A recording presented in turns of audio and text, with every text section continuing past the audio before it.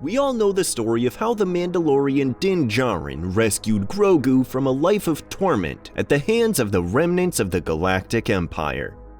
But what if Din Djarin chose to instead not let his heart rule over his head and walk away from the child once the transaction was complete? How would the fate of the two characters and the galaxy at large have changed?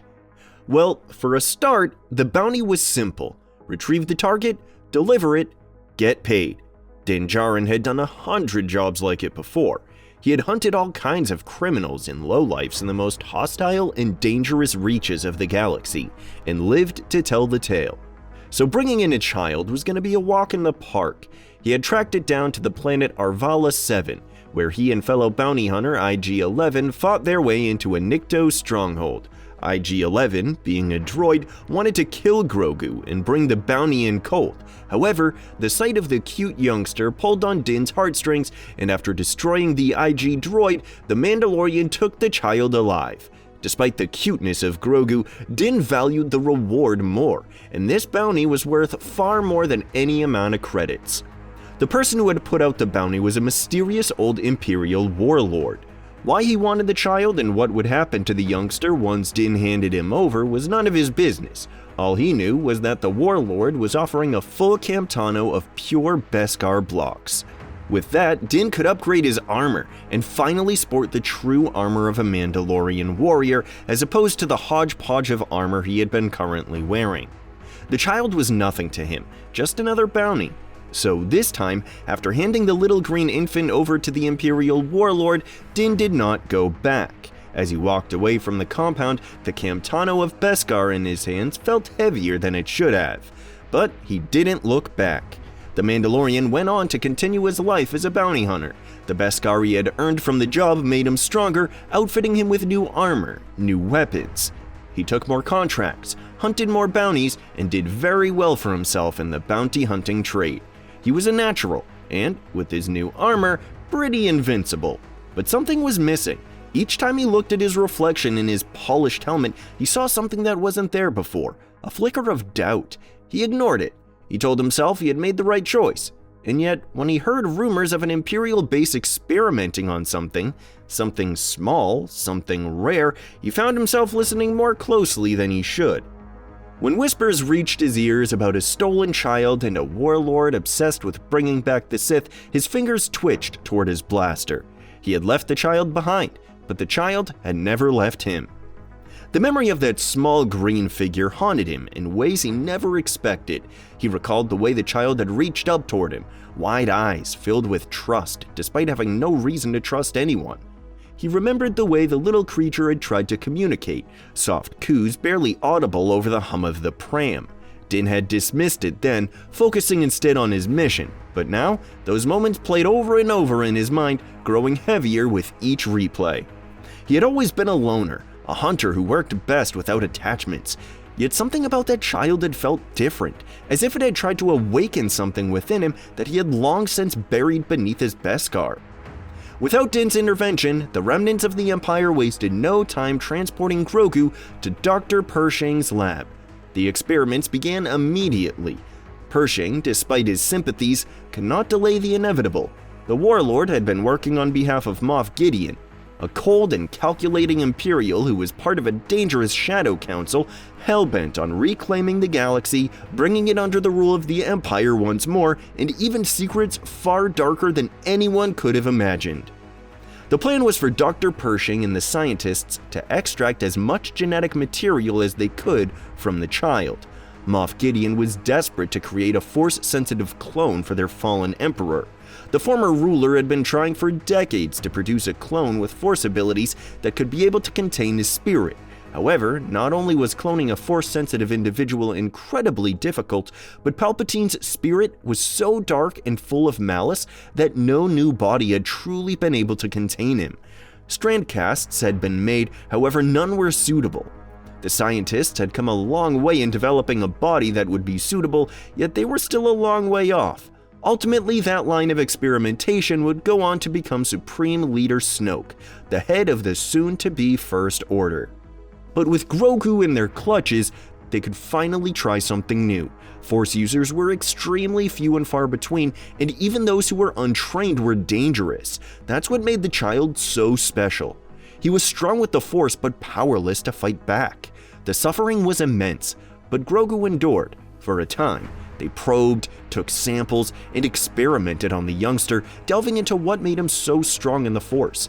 Scientists looked at Grogu's midichlorian count and theorized all kinds of things, hoping to crack the code of transferring this kind of magic, and it was magic, into a cloned body, one that would be able to contain the spirit of Palpatine. But of course, even one as powerful as Grogu could only take so much. Save for Dr. Pershing, the scientists were unsympathetic, and the child's whimpers fell on deaf ears. The force field cages, the cold, sterile instruments, the bright lights, it all became unbearable. He reached out with the Force, crying for help, but no one came. The Jedi were gone. The Mandalorian was gone, and after countless tests and extractions, the child was gone too. His tiny body, once filled with life and wonder, was now nothing more than a failed experiment. The lab moved on. They had gotten all the data and information that they wanted. The body was discarded, though Dr. Pershing did secretly retrieve it, take a land speeder, and lay the child to rest several miles away from the medical facility. He could show no weakness to his colleagues, though to say that he wasn't compassionate would be a lie, and it hurt him to see what they had done to Grogu, all in the name of their former emperor.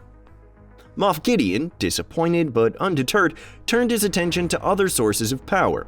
The dream of a cloned, force-wielding heir to the Empire remained just that, a dream. He hoped that it would one day become a reality, but it was not just yet. For the time being, he turned his attention to the return of Grand Admiral Thrawn, who had just arrived above Dathomir, having been gone for an entire decade. These dark operations continued, unchecked, with Gideon's experiments laying the foundation for future Sith projects, ensuring that Palpatine's secret work he begun in the shadows endured and carried on. The First Order rose more swiftly, more ruthlessly, fueled by data and genetic material harvested from Force-sensitive subjects before they could grow strong enough to resist. Grogu had only been one of several, but his potential had been unique, his raw power unlike anything they had seen since the days of the Jedi Order. With each experiment, the Empire in hiding had grown closer to its goal, and even in Grogu's death, the data they had gathered from him would prove invaluable to their efforts, eventually leading to the creation of the perfect clone body for the Emperor to make his grand and terrible return. He took control of the First Order, rallied the remnants of the Empire, and plunged the galaxy into a period that was darker than ever before. Elsewhere, without Grogu, Luke Skywalker had never received a call for help. Without that signal, he never found a reason to kickstart the next generation of Jedi. In the official timeline, Grogu had been Luke's very first student at his fledgling academy, with the Jedi Master having received the call to find him and train him. But no call came. The Mandalorian did not take Grogu to Tython to sit on the Seeing Stone and cast out his mystical message to any other Jedi in the galaxy. Luke just remained alone, training, researching the Jedi of old, and learning, yet never truly considering passing on his knowledge and teaching a new generation. By the time his nephew, Ben Solo, had reached an age when his mother Leia was happy for him to be trained, Luke was already preoccupied with the re-emergence of Palpatine and the terror that the First Order had brought to the galaxy. Without Grogu to train, and with the Emperor having returned in full force, Luke fell into a depression. Sure, he still fought bravely for the Resistance and did his best to defend the galaxy, but he was only one man. Yes, he was the son of the Chosen One, but if anything, that just put a bigger target on Luke's back.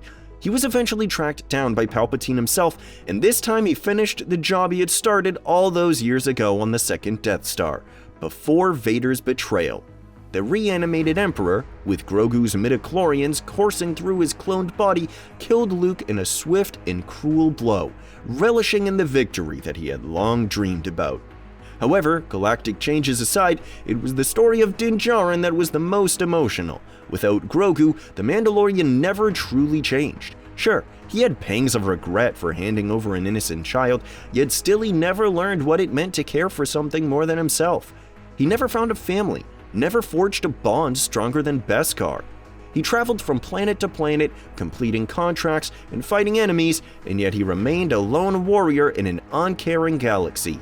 The armor protected his body, but it did nothing for the emptiness that gnawed at him from within.